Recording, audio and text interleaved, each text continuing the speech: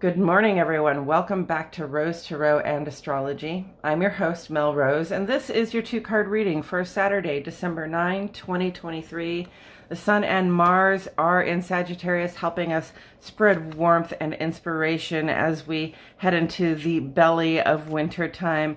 And the moon is a waning crescent in Scorpio. Perfect vibes for a waning crescent moon because it's all about clearing out the cobwebs, dust, and brush that are sort of lurking in the back corners of our hearts and minds, so that when we reach that new moon in a few days, we'll have a clean slate to work with creatively. And we have some really optimistic news in the astrology today involving our two benefics, Venus and Jupiter. If you want to know more about the astrology, go check out my Astrology Today video right next to this one on my channel. If you like this video, subscribe to the channel and click for notifications, then you will find out every time I post fresh new daily astrology and tarot content. And as always, my friends, thank you so much for joining me this morning. Let's take a look at the cards we have here. We have the King of Wands and the Hanged One. So King of Wands is the master. You know, this is the person who has the ultimate mastery of that Wands fire. Wands fire is the will to act. It is determination. It's drive. It's any kind of feeling, really, or understanding that makes you want to move into action. If you look at the King of Wands, in almost any deck, this person looks ready to act. You see this sort of clenched fist. There's a sense of urgency. There's a sense of drive. There's a sense of I can have control over this if I act, right.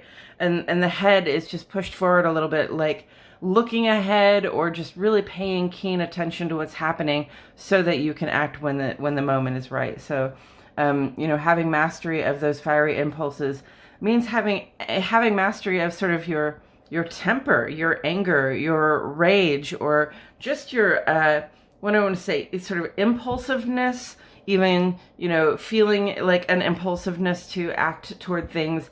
That impulsiveness is, sort of under your command, so that when you feel the urge to act, you can sort of blend that urge to act with sort of a intellectual understanding of what's going on, and from the heart, an emotional understanding of what's going on. So we don't act out in rage, we don't act out in anger, we don't make impulsive moves that are not well thought out. We have those impulses sort of under our own command, and so we know how to use them and when to use them. And I love that for us.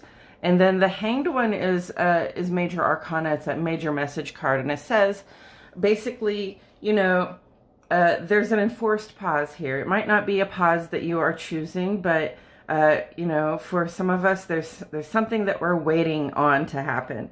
So we were moving ahead on our course. We were making good progress with our sense of initiative and drive.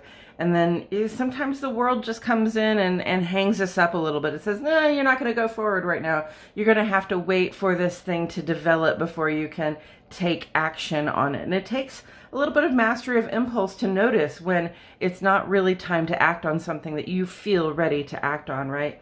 But the great thing about the Hanged One is you get hung up a little bit. You get slowed down. You're sort of made by circumstances that you don't necessarily control to stop. And rather than struggle with that, then what you do is you just relax into it. You say, okay, I don't have any choice but to stop here and wait for matters to unfold a little bit before I can take the action that I'm intending to take. So while I'm here, I'm just going to relax. I'm going to hang out. I'm going to appreciate what's around me, and I might learn something. You see that glow around this person's head as they're hanging there in this really relaxed state.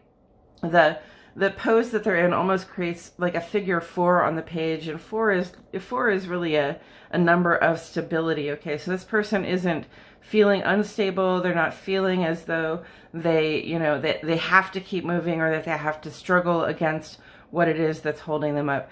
They're just going to relax into this and take from it what they can. And when they do that, they see more than they would have seen if they were just passing through, and they might learn something. They might gain a new perspective on what it is that they were moving toward or acting on, so that when they, when they are released from this sort of enforced pause, then they can go ahead, have a plan, and move forward, like ready to go.